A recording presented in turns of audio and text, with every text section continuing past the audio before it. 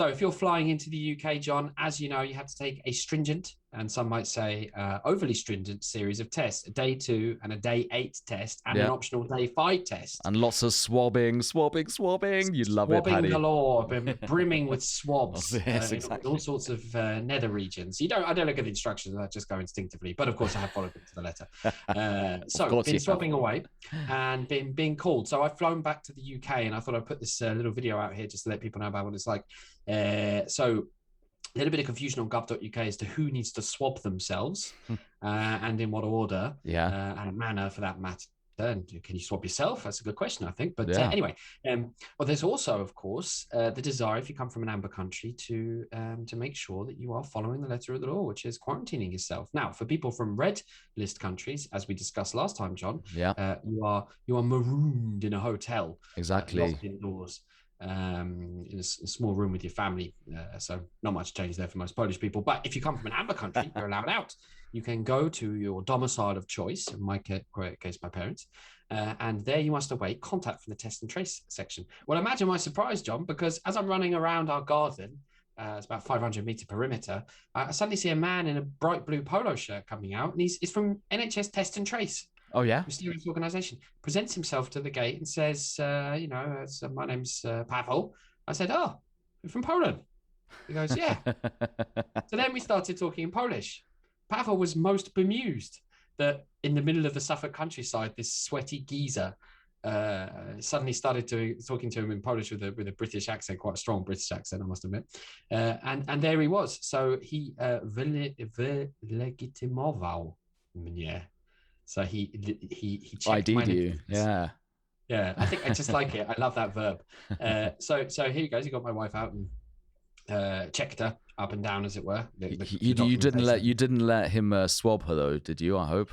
No. He checked that we've been swabbing ourselves. Okay, good. That's how I understood. Nothing untoward there from an NHS employee, of course. Good. And he had a polo shirt on, so he was definitely official. He did present himself with his card, obviously. Could have quite easily made yourself, to be honest. And he checked, and I was particularly touched by his care for us. He said, do you need any support whilst you're quarantining? And I thought to myself, well, I'd love to get a 6-pack of beer. 6-pack of beer and a fast food meal. It'd be awesome. If you could just tarry on. But I checked with him, and he said, are you from this region? Is there any chance you'll be coming back again? Try and get some inside track knowledge, track and trace after all. And he says that he actually lives in Gloucester, and here he was in the east of England checking me. And did he drive all the way from Gloucester just to check all the way from Gloucester to check I was home? Crazy.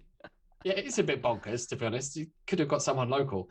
So I felt quite sorry for Pavel, the test and trace guy, because I have to admit, he didn't really know how to say in Polish, are you obeying the rules of your 10-day quarantine or something like that? So I had to help him out with his pronunciation and with his vocabulary. So it was a bit of a bizarre situation. And nonetheless, this is a situation which thousands of people find themselves as they test themselves and trace themselves and render themselves available under the Test and Trace initiative. All for good cause, of course, keeping safe during a time of great global crisis.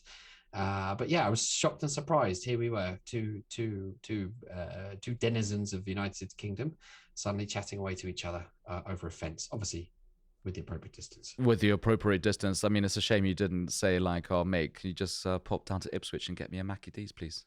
The thought really did cross my mind, because he said, is there anything I can do to help you? And I thought, yes, please release me. That would be lovely, Just can we go for a beer down the local pub? I'd love to talk to someone else other than my family. It's day 5 now, so Exactly. I'm climbing up the walls. Get me out of here.